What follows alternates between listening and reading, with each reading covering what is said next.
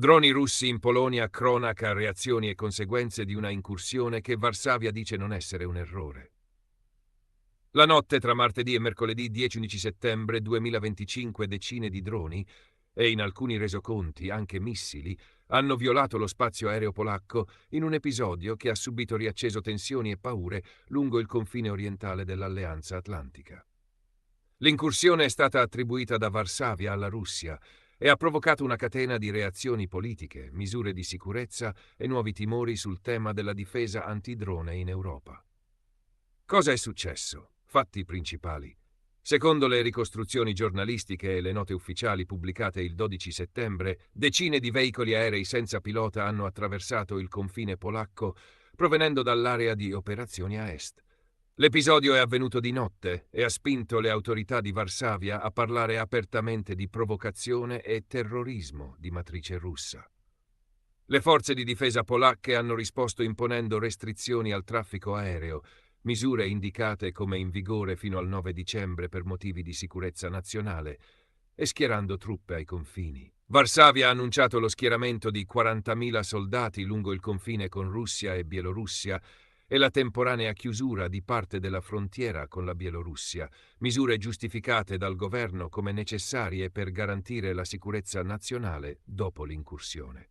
Le reazioni politiche: Tusk, Trump, Unione Europea e Kiev.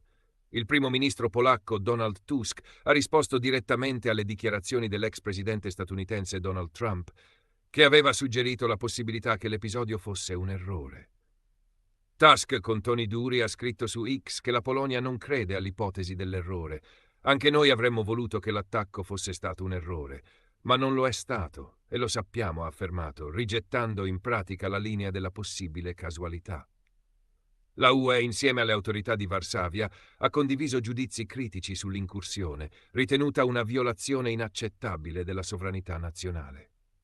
Il ministro degli esteri polacco Radosław Sikorski si è recato a Kiev per consultazioni con le autorità ucraine su sicurezza comune, adesione europea e misure da assumere nei confronti di Mosca, sottolineando l'unità tra Polonia e Ucraina davanti a quella che è stata definita un'escalation. Mosca e Minsk, esercitazioni e contesto militare.